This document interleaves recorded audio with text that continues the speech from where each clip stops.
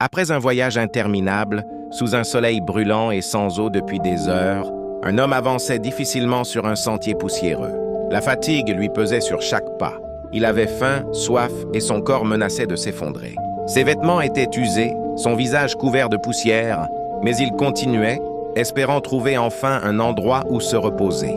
Au loin, il aperçut une petite maison simple, faite de bois et de terre. De la fumée montait du toit. Quelqu'un cuisait un repas. Guidé par l'odeur, il s'approcha lentement. Dans la cour, une mère s'affairait autour d'un petit feu. Elle partageait un repas modeste dans 2 assiettes qu'elle destinait à ses jeunes garçons. Elle les appela d'une voix douce, leur disant de s'asseoir avant de servir qui que ce soit d'autre. Elle voulait être certaine que ses enfants, malgré leur pauvreté, ne manquent pas du nécessaire. L'homme affamé s'approcha, presque en trébuchant. Il se laissa tomber juste à côté des enfants. Son souffle était faible et ses yeux suppliants parlèrent pour lui. Les enfants le regardèrent. Le premier, effrayé par cet étranger au visage fatigué, le frappa avec sa cuillère pour le faire partir. Mais le second, touché par la misère de l'homme, prit un morceau de sa propre assiette et le tendit discrètement. Le geste était simple, mais il portait en lui une compassion pure, celle que seuls les cœurs innocents possèdent. L'homme prit le morceau, les yeux brillants de gratitude. Il mangea lentement, remercia l'enfant d'un faible sourire et reprit sa route. Le lendemain, il arriva enfin chez lui. Il n'oublia jamais ce petit garçon ni ce geste d'amour. 10 années passèrent. Un jour, la famine frappa durement le pays. Les réserves diminuaient, les prix montaient et la faim gagnait les familles les plus modestes. La mère et ses 2 enfants, ne pouvant plus survivre dans leur ville, décidèrent de partir.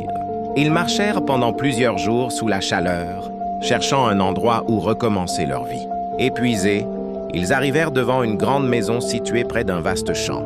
N'ayant plus nulle part où aller, la mère rassembla son courage et frappa à la porte. La porte s'ouvrit et l'homme apparut.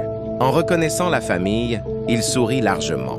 Le temps avait passé, mais son cœur n'avait rien oublié. « Entrez », dit-il avec chaleur. « Vous êtes ici chez vous ». Il les installa dans une chambre propre, leur apporta de l'eau fraîche, un repas copieux et des vêtements. La mère était émue aux larmes devant tant de générosité.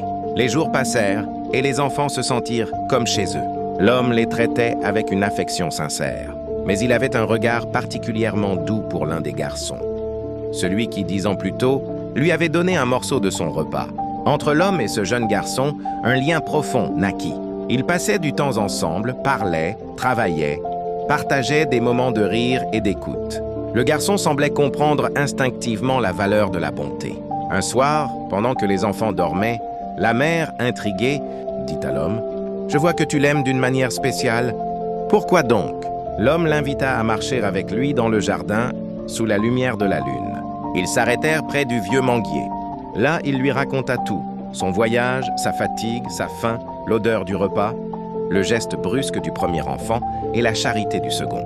Il expliqua à quel point ce petit morceau de nourriture avait été pour lui une source d'espoir, un rappel que la bonté existe même dans les lieux les plus modestes. La mère resta silencieuse un moment, touchée profondément. « Maintenant je comprends, dit-elle. Un simple geste peut marquer un cœur pour toute une vie. » L'homme hocha la tête, puis ajouta doucement « Les enfants sont comme des graines. Ce que tu sèmes en eux aujourd'hui, ils le récolteront demain. » La mère répondit alors, comme si une vérité ancienne venait de se réveiller en elle, « Oui. Alors, chers parents, instruisez l'enfant selon la voie qu'il doit suivre. Et quand il sera vieux, il ne s'en détournera pas. Apprenez-leur à bien agir, à aimer et à pratiquer la charité.